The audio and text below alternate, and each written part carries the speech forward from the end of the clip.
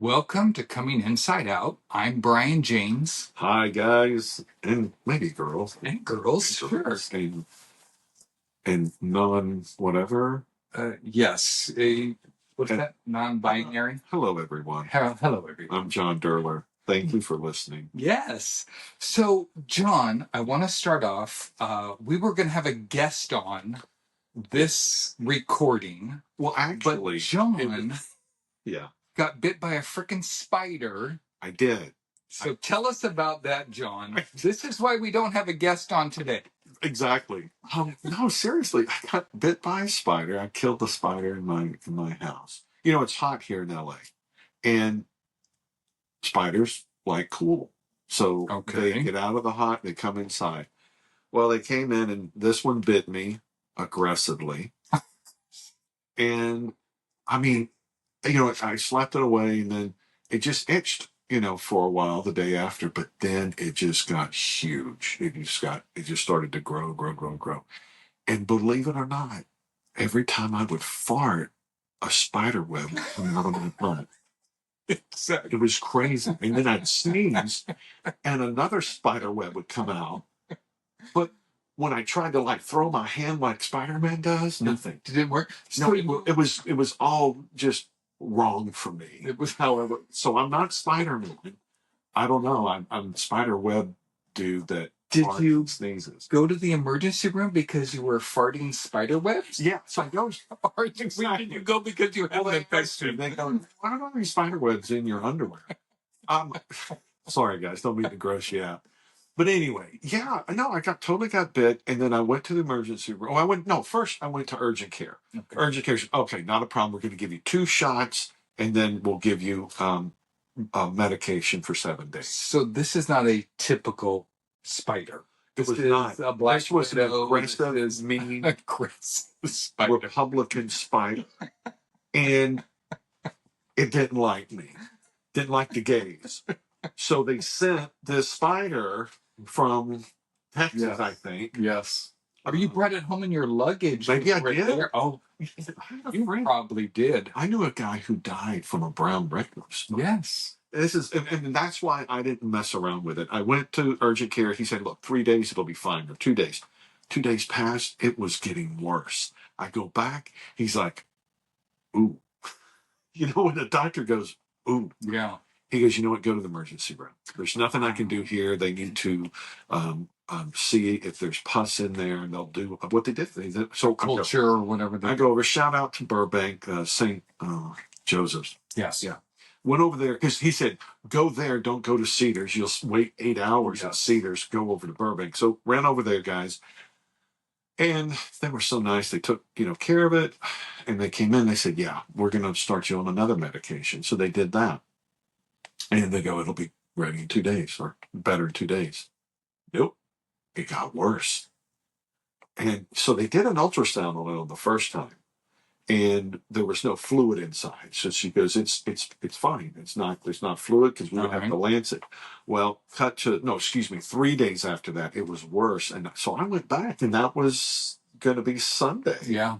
That we were going to have, was it Mike? No, his name is Mark. Mark. I knew it was an yes. We're going to reschedule him. We'll get Mark back, but I had to cancel. Mark, I apologize. And but anyway, I went back, and they gave me. They took the culture. They had to take a piece out of it, and then they sent it off. And they said, yeah, this type is crazy. So they took the culture, and they say, well, maybe the antibiotics that you're taking does not combat this bacteria. So then they did the culture. And they said, we need to put you on this other medication. And taking that antibiotic that they prescribed you has nothing to do with the fact that you're taking an antibiotic. What's that called? Prep? Well, you know what? I think it's the same stuff. Like if you get syphilis or gonorrhea or something like that, they put you on this medication. Oh, so you build up an immune? Well, exactly. Now, see, that was, did I tell you about that? No. Because the medications were not taken, and I've taken other medications before because of syphilis, gonorrhea. You can build up an immune to some of the medication. Yeah. But I told when I got to their, to the doctor, because I wanted them to know everything. And, they go, okay, so, how is it feeling? I'm a homosexual. So they ask me, well, where is this? I'm a homosexual. And here's my question. But you talk about empowerment, though, to be honest, be truthful, Yes. and no more shame, because cut to 7 years ago or 8 years ago, if I was acting out and doing what I'm doing, what have I told them that? And so it was empowering and powerful to just, even though it came out they didn't even ask, and it wasn't even pertaining. I go, first of all, I'm a homosexual. And so I have a question. I've been taking these other medications before. Does that, Yes. not? If I'm a gay father of Los Angeles, do I build up an immunity to these antibiotics? So, they gave it, and now it's getting much better. All right, you're on the mend. I am. Okay, good. Good. Well, I thought we would start off the episode by reading a couple emails from our listeners. Why don't you, since I've been yammering the whole time? I was going to read, I gave you all of them. Oh, you did? Well, there's 3. I gave you 3 of them. Well, you want me to just read out the first one? Yeah. Well, and so real quick, in addition to the emails that we get, we have a lot of friend support. We have a lot of our friends. You see the text messages that we get. We're in group messages. Yeah. This is our guys in our group are reaching out. Gay fathers? Gay fathers? Of LA? Is that what you're talking about? Yeah. Well, just, there's a gentleman by the name of Howard. He's very supportive of our podcast. Hey, Howard, because we know you listen, so thank you. And you do comment, so thank you for that. He sent us messages. Sent us messages. Well, in addition to these emails that we get, we have some Facebook messages. We have text messages that we're getting, but I gave you the ones that came in off the internet and the email. Okay. All right. And I deleted the names so that John would not be tempted to read your name online. Well, first of all, I do not know how to read. Okay. Let's see. The show. This is one email, right? Yes. This is the email. Watch the podcast release today. Good show. I totally understand the feeling of being lonely.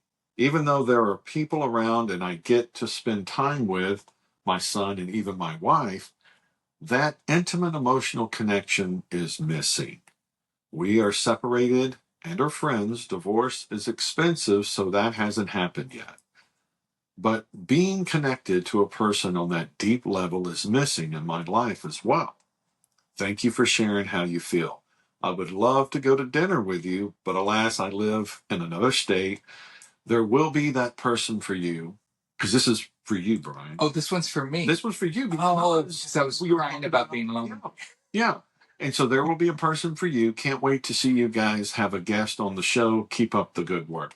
That was sweet. So yes, that was that our last podcast you had talked about? I think being so. lonely? Well, no, the last podcast we talked about little violin. I talked about being lonely all the time. Yeah. Our last one was we talked about STDs. We talked about stuff like that. Has that been dropped yet? Everything's dropped. Okay. Yes. We've done 10 plus a trailer. This is great. So this is number 11. Wow. So yes, that. Well, that was really good, and it is, and you do get lonely, and it's true, I mean, I was at my son's basketball game today, and one of the mothers, she goes, it was her birthday. She goes, well, we went to the Abbey. I'm like, oh my God. I go, my son's the boys have even been to the Abbey. She goes, what? What were they there for? I go, oh, my coming out party. She's like, what? What do you mean? I go, well, I'm gay. Oh my God, I had no idea. Because, now you have a new best girlfriend. Well, oh my God, I know. She was knocking them back. Shopping with her. She was knocking them back at the Abbey, and then she was talking about the Go-Go Boys that look good there, and she goes, my God. I go, well, the reason why you got fucked up is because they heavy pour those drinks. Well, and all over social media, they talk about people getting roofied there, Mickey'd there, whatever you call it. Oh, yeah. I wanted that to happen to me so many times, but it hasn't. I don't know why they're not doing it. Maybe the spider was trying to roofie you. He wanted to get in your pants. He was already in my pants. Oh, my God. Yeah, I mean, so well. Anyway, she asked me. She goes, "Well, do you have somebody right now?" I'm like, you know what? I don't. I have my fun, but I also had short stints of dating, which I like. But I do. I mean, it would be nice to find someone that I can connect with. But I just haven't found that. I know it's out there. I do know it's out there. Yes, I agree. Yeah. So that would be nice. Would you like me to? Do you want to do that one? Yeah. Well, we talked about this in one of our podcasts about the Velvet Rage, the book by Alan Downs. Well, I was going to show them. Or Dr. Alan Downs, because he's a PhD. You know how they get when you don't say doctor. But here, and if you're watching the podcast, if you're watching, it's called The Velvet Rage. Mine's a little. Well, your pages are stuck together too. I don't know why there's no pictures. But no, there's no pictures. I read that book. I saw in 2020. I bought that book. That was the first book I bought when I came out. I read that book probably 4 or 5 times. See, I've only read it once and I forgot a lot. I have to read it. But look, let's look at what you highlighted. Oh, whoa. Meaningful life change comes from mindful practice. Yes. That's good. They talk about what 3 phases. Here's the 3 phases. Go through. Yeah, the 3 phases is. Well, here's the guy that wrote in. He goes, "Oh, that's somebody wrote us." This was on YouTube. A listener, YouTube listener. Thank you for writing this in, YouTube listener. Let me read it to you guys. I'm reading The Velvet Rage by gay psychotherapist Alan Downs. It's great. I highly recommend it. Did you guys read it? He writes about 3 stages gay men go through. So, guys, I did read this. So did Brian. Yes. And so did this YouTube listener. And these are the 3 stages. Yeah, the 3 stages are overwhelmed by shame. That was me for 2.5. Well, that was me my entire marriage. Probably my entire childhood. My entire life. That's true. I mean, up until about 2 years ago, I would say. Can I jump in? Let me ask you this. Because this woman asked me this today. She goes, "Did you know? Did you know?" I don't think I knew. I know you said you didn't know, right?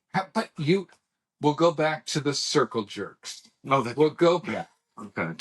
Yeah. All these other things you did.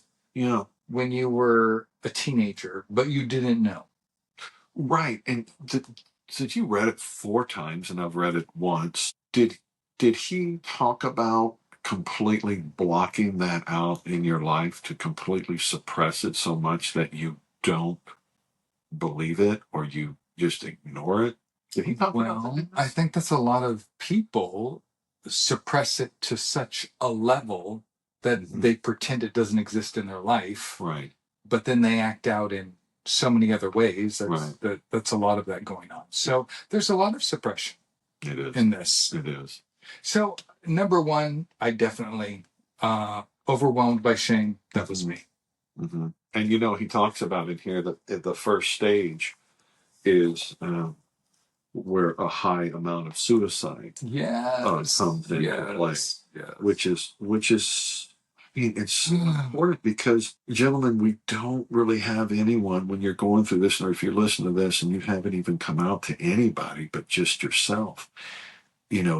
There's so much help out here that you can get, and you're not alone, brothers. Yeah. You're not alone. And it doesn't all have to cost a lot of money. I did therapy, I did coaching. I think we both spent a good amount of money on I went to some men's retreats that I did, but there's YouTube, there's books, there's podcasts, there's a whole bunch of stuff that you can tap into if you don't have the money to go see a therapist. Right. Right. And if you want to write into us. Oh, yeah. Seriously, if you want to write in, and write in. Or John will be your therapist. I'll be your therapist. Yes. Totally. I won't be a therapist, but I tell you what, I'll be a friend. Yes, me too. And that's what we need. Yes. We definitely need that. Yes. What's the second? Number 2, overcompensating for shame. That resonated with me big time in this book. I always overcompensated. I worked my ass off. I did anything and everything I could to prove myself because I was overwhelmed by my shame. And now that I don't feel that way anymore, I'm kind of lazy. You know what? I get that, though. I get that. I think I overcompensated, and this could be a combination of things. I overcompensated with humor. Okay. But I think I overcompensated. Humor came into play because of my weight. I think that's my theory. And then overcompensating for being gay was being a bully. Remember we talked about that? Yes. I mean, I was bullied. I had my ass kicked all the time. It wasn't from my brother. It was from his friends. We talked about that too, right? Yes. And I got my ass kicked by my brother too, but I was bullied by other kids. And I bullied. I'm not proud of that, but I did do that. So that was part of masking, but it also talks about anger. Yes. Because the anger that you have I think that's in the first phase or second, is about the rage, the velvet rage that you have. Well, it's from the suppression. So you overcompensated by doing what?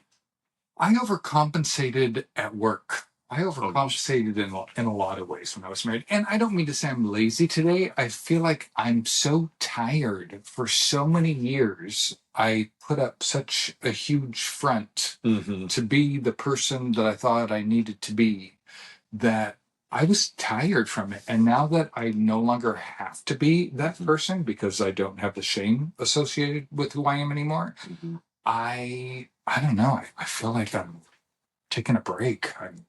I get it. I get it. You know, you dive into the work and you just work and you do that. And, you know, if you're acting out or just exploring. Well, I had something to prove because I had a secret.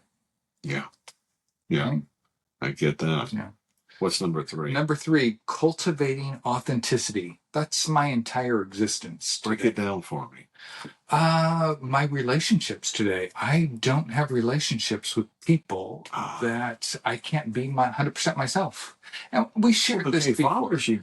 I could be. Today I can. Today you can, but back then you couldn't. In 2019 I couldn't be. You know, and I think we shared this before. Your sexuality is a percentage of who you are. It's not 100% of who you are. So is my sexuality 25% of who I am, 35% of who I am. I could only show up as 75% of myself. Today I show up as 100% of me. So I'm cultivating my authenticity with everybody I meet. Right. Right. Like I did in the emergency. Well, and today too. Yeah, at the Abbey. So, you know, love me. Bless you. Right. But you're right. I mean, and that's, you know what, guys, if you're really seriously thinking that I can't come out, there's no way I'm going to do it, I'm just going to just stay the course. And some of you will. Some of you will. Some of you maybe just can't do it. But I think when I started to realize that I then I realized it, and I'm like, oh, I can't change this. I'm not gonna. What's gonna happen? Who's gonna? I mean, real estate and I know LA, you're cool, but everyone knew me as a married man. Yes. And my business was that, and I was like, oh my God, what's gonna happen with my business? Well, my girlfriend said, oh honey, it's gonna take off. Now they listen to you about design comments and shit like that. You have more authority. Which I think is true. But I did, guys. I just sitting there and just holding it in, and there's just no way. And so my point is the relief today, just sitting at the bleachers, I didn't give a shit who heard me. Not that I was having an attitude about it, but it was just, all the stars were aligning in our conversation, and it was like, it just came out. Yes. That's you cultivating your authenticity. Yeah. Yeah. Right? You're right. You're sharing who you are. Yeah. Yeah. And I'm not blowing the fucking whistle or I'm throwing the flag. Yes. It was just in conversation, but it was so, she was so surprised for one, but just so loving as well. It's just this other, mom. That was. She was like, "You seem too masculine and manly to be gay." Well, she said that in a way of like, I can't believe it. Yeah, there's a lot. Yeah. It's been a lot. A lot of people are like, what? And who was gay? And then they're like, what? My fucking gaydar was way off, John. You know?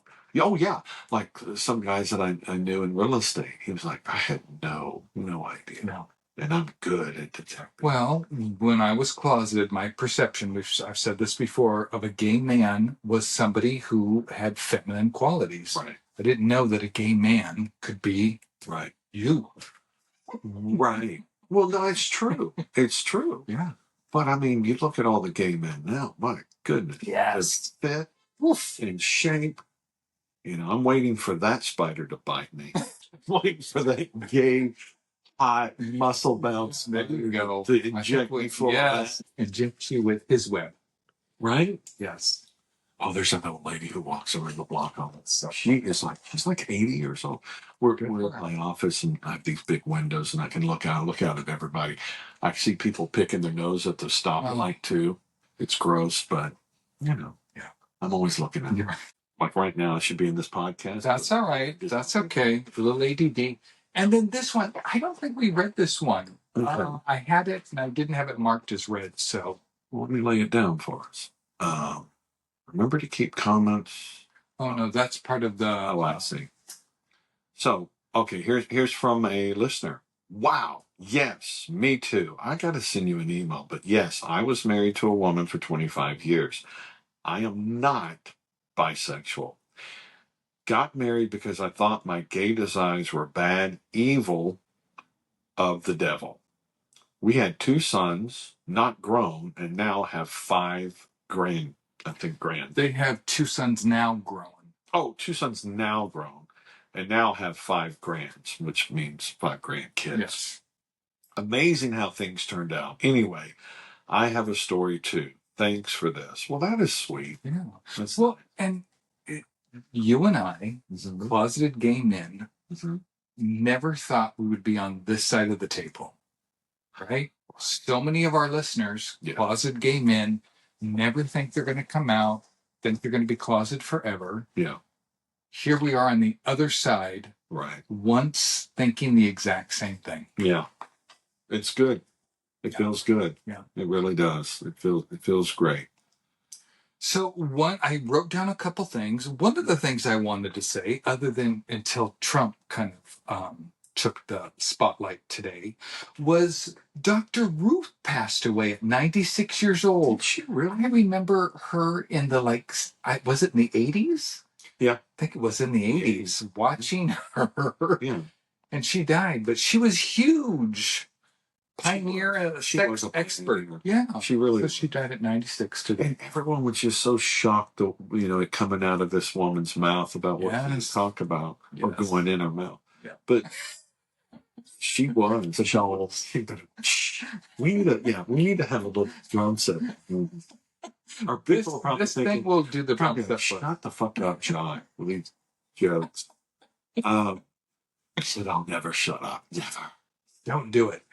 And then I was going to talk about the 4th of July, because on the 4th of July, Gay Fathers of Los Angeles, I went to one of our friends' houses for the 4th. Oh. And one of the listeners of our podcast that lives in another country far away was flying into LA, and I invited him to go to the 4th of July party. I thought, how cool. This is a listener in another country flying here. He's going to be here on the 4th of July. I invited him. He had jet lag, so he didn't come. In the end, he's like, you know what, I didn't sleep well. Right. But it was a lot of fun. Where did you go? I went to Bruce and Pete's house. Oh, nice. Yes. Nice. So watch the fireworks, a couple of the gay dads there. It was nice, but it was a heterosexual party with gay men.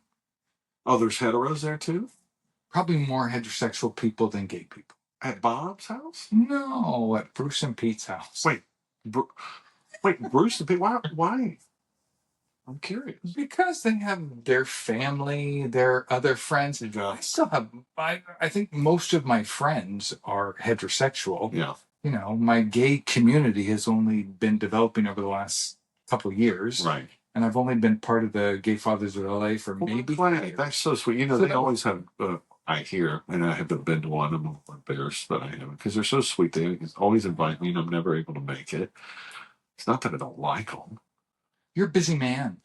Well, we had, it was nice. 4th of July, we just hung out and barbecued with our neighbors, and the boys were there. And then, oh my God, my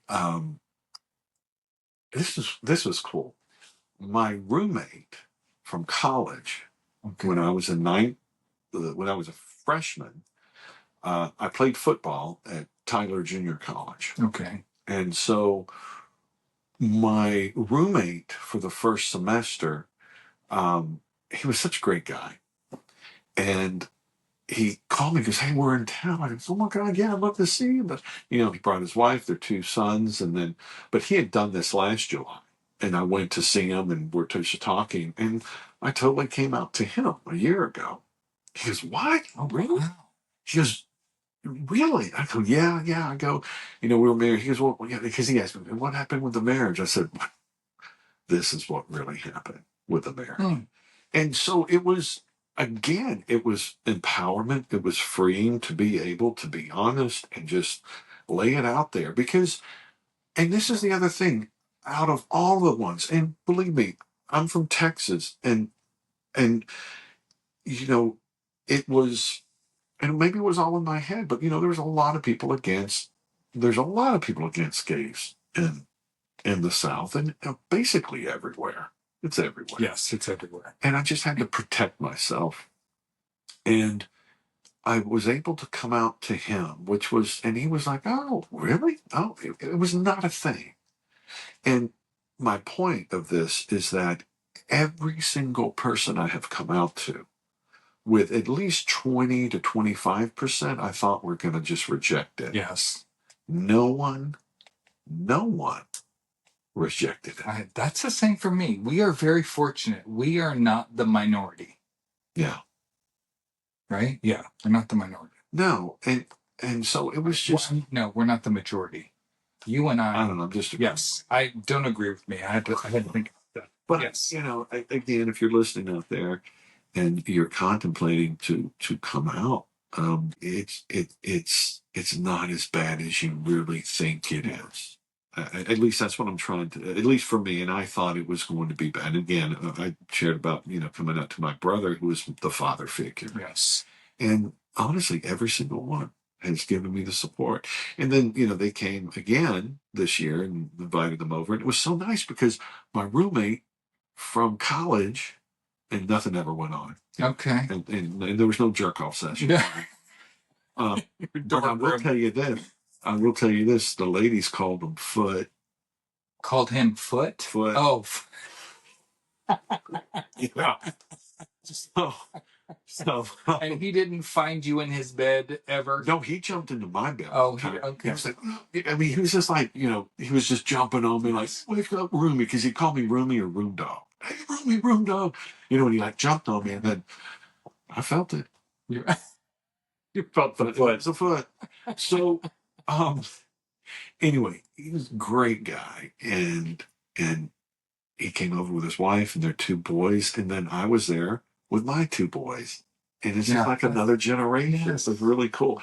And they never heard of bocce ball. Have you heard of bocce ball? The little ball that you throw in the sand. I think it's a tiny game. Yeah. So I had the bocce ball. If you don't know what bocce ball is, there's 8 heavy balls that are like mine. No, they're wooden. They're heavy. Yes. And they're like lawn bowling, but they're not as big as a bowling ball. Yeah. And they're like a little bit bigger than a softball. Yes. And they're very heavy. Yes. And you have what's called a pea pod, and you throw the little white pea down. Yeah. And then you roll yours. There's 2 different colors, and you have two on a team. And so our boys, my sons, were teaching his sons how to play. Well, from Texas, you're probably pretty good at that because you're used to throwing horseshoes, aren't you? Yeah. Used to throwing horseshoes. No, it's kind of the concept of horseshoes. Yeah. And what else? So a couple people reached out to us. They love our banter. So I know that we want to get a guest on here. Yeah. I've listened to several other podcasts. I know a lot of times it's a single host, and then every week they have a guest on, and you'll hear a different story every week. But they like the banter that you and I have back and forth, and it will be nice to get a guest on here. We promise we'll get a guest. In fact, I reached out to my friend Jamie. Jamie. And he's okay with you using his name? I'm sure he's going to come on, but I'm not going to use his last name. Okay. But if you watch his TikTok videos, he's out there. He is out there, and he's proud. But you know what? I admire Jamie because Jamie, he knew, and I'll get the story for him. But for me, observing this, we grew up in the same neighborhood. He was on the street. One street over from us. So we all were, riding bikes and playing and everything. I just remember him. And but he came out early as a kid. And I mean, you talk about this isn't your cowboy boot kid. No. Right. No, it's not the cowboy. The shit kickers. Yeah. What do you call those shiny shit kickers? I don't know what they're Yeah. But no, that wasn't Jamie. But Jamie, I haven't talked to him since we were, because I think he went to a private school in junior high. I think we were in elementary together, and I think he was a year behind me. And then he was in. Wow, you're going deep. So, anyways, he lives in Southern California. No, he lives in New York. He lives in New York. Yeah, he's going to be on our show. You guys know gay Jamie in New York. Yes. Jamie in New York. I thought he lived here. No, I mean, I'm telling you, he's so talented. He does. They do some skits on YouTube, and I think he was doing some stuff, because his. I don't want to give everything away because I want him to talk about it. He's a hoot. He really is a hoot. I look forward to getting him on here. And he's entertaining. He really is. But I just came across him at one time. Like, oh my God, I know him from. You're gay? Yeah. You need to be on our podcast. Well, I did. You knew he was gay. I reached out to him and I said, newsflash, I'm gay.